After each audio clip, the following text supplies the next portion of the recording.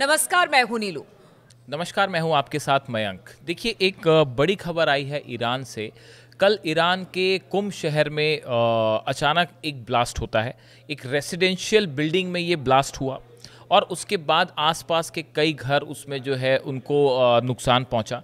इस ब्लास्ट में हालांकि किसी की मौत नहीं हुई, लेकिन 7 लोग जो है घायल हो गए। अब ये ब्लास्ट जैसे ही हुआ उसके बाद पूरे शहर में इस तरह की खबर फैली कि क्या ये हमला इजराइल के ड्रोन की वजह से हुआ है।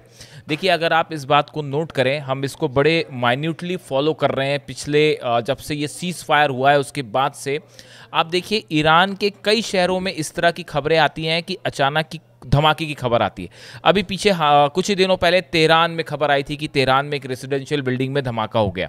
अब ये कल कुम शहर जो है वहाँ से ये धमाके की खबर आई है। बताया ये गया, इसकी फौरी इन्वेस्टिगेशन की गई कि ये धमाका कैसे हुआ है।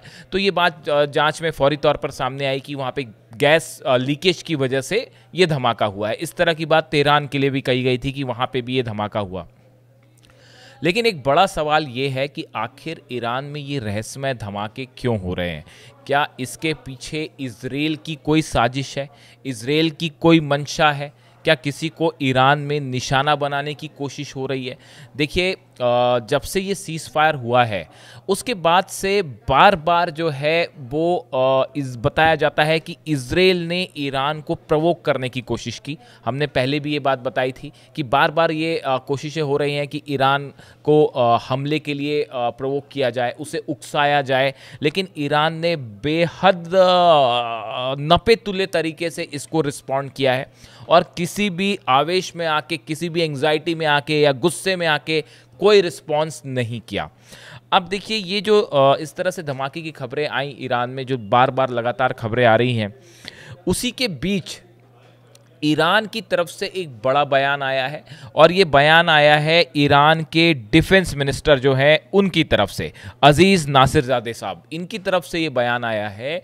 और उनका कहना ऐसा है कि ईरान एक बड़ी जंग के लिए तैयार है। उनका कहना यह है कि ईरान को इजराइल और अमेरिका के सीज फायर पर कोई विश्वास नहीं है और किसी भी वक्त जो है वो ये सीज फायर तोड़ा जा सकता है। और अगर ऐसा हुआ तो इस बार ईरान जो है वो अब तक का सबसे करारा जवाब देगा इजराइल को। देखिए, ईरान डिफेंस मिनिस्टर, मैं एग्जैक्ट बताता हूं आपको खबर जिसकी सोशल मीडिया में चर्चा हो रही है। Iran defence minister on Monday said the Islamic Republic does not trust the current cease fire with Israel and has prepared multiple military scenarios in anticipation of renewed hostilities. उनका कहना ऐसा है, हम इजराइल की सीज फायर पर विश्वास ही नहीं करते और हम बड़े मिलिट्री एक्शन के लिए तैयार हैं। अगर किसी भी तरह का हमला होता है तो ईरान उस बड़ा मिलिट्री एक्शन करके उसका जवाब देगा। आगे जिस तरह से बात कही जा रही है, the Islamic Republic does not trust the cease fire, Aziz Nazirzadeh said in a phone call with Turkey's defense minister Yasir Guler on Monday। देखिए, तुर्की के जो डिफेंस मिनिस्टर है, बताया जा रहा है इनके साथ फ़ोन पर इनकी बात हो रही थी। और इजराइल और ईरान के बीच जो हालात हैं, इसमें टर्की की क्या भूमिका होगी, टर्की क्या रोल निभाना चाह रहा है, या उसको लेकर ईरान अपने एक अंडरस्टैंडिंग बनाने की कोशिश कर रहा था।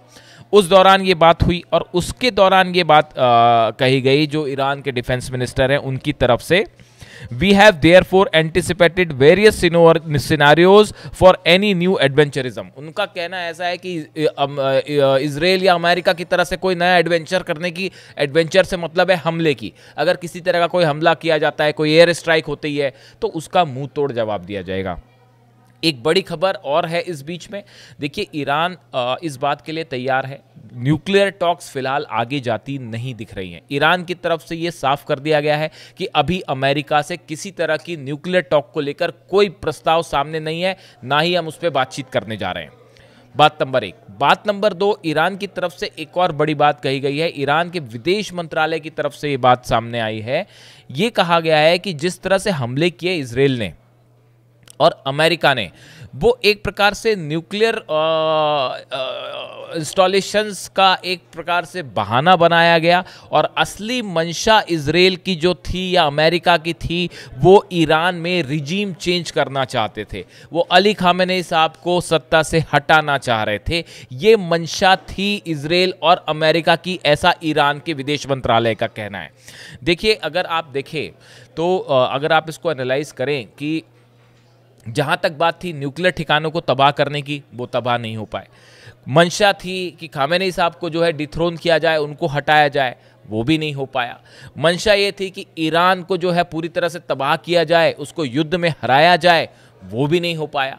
न्यूक्लियर यूरेनियम जो है, यूरेनियम एनरिचमेंट प्रोग्राम है, उसको रोका जाए ईरान के, या उस यूरेनियम को तबाह किया जाए, ऐसा भी नहीं हो पाया।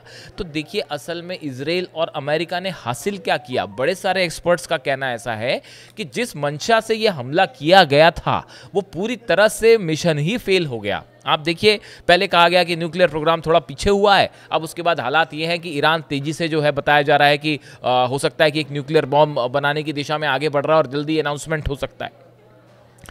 इसके साथ ही एक बड़ी पांचवा झटका ये रहा अमेरिका और इजराइल के लिए कि अंतरराष्ट्रीय स्तर पर ईरान की एक्सेप्टेबिलिटी और बढ़ी है। आप देखिए, जितने मुस्लिम कंट्रीज हैं जो शायद पहले ईरान के खिलाफ थे, अब वो भी ये कहने लगे हैं कि भाई जो हमला हुआ ईरान पे वो गलत हुआ। कई देश ऐसे हैं जो इस पूरे मुद्दे में ईरान के साथ खड़े नजर आए। नॉर्थ कोरिया पहले के मुकाबले ज़्यादा कोऑपरेशन कर रहा है, रूस पहले के मुकाबले ज़्यादा कोऑपरेशन कर रहा है, चीन पहले के मुकाबले, चीन ने तो जो है डिफेंस सिस्टम तक दे दिया है और बताया जा रहा है कि अपने फाइटर जेट्स भी पहुंचा दिए हैं। तो देखिए, कुल मिला के ईरान को इस हमले से नुकसान नहीं हुआ है, बल्कि वो एक और एग्रेसिव और मजबूत कंट्री बन के उभर के सामने आया है, ऐसा बहुत सारे एक्सपर्ट्स का मानना है। देखिए, खबर हमने जहाँ से शुरू की थी कि कुम शहर में जो ब्लास्ट हुआ, इसके बाद ये बताया जा रहा है कि हो सकता है कि इजराइल की तरफ से इस तरह के कुछ अगर हमले हैं, जो कि कुछ लोगों का दावा है कि ड्रोन अटैक होते हैं ये, और ईरान को उकसाने की कोशिश है, या टारगेटेड अटैक्स होते हैं। ईरान की तरफ से कहा गया है कि अगर इस तरह की कोई भी कोशिश इजराइल की तरफ से होती है, चाहे वो ड्रोन अटैक की तरफ से हो या कोई फाइटर जेट की तरह हो, या सीज फायर अगर तोड़ने की कोशिश होती है, तो इस बार उसका करारा जवाब दिया जाएगा। कुल मिला के बात यह है कि ईरान एक बड़ी जंग के लिए तैयार है। मिसाइल्स तैयार हैं, फाइटर जेट्स तैयार हैं, शिप्स तैयार हैं, और शायद 12 दिन की जंग के मुकाबले इस बार की तैयारी बेहतर होगी। जो भी अपडेट होगा आप तक पहुंचाएंगे। Thank you so much.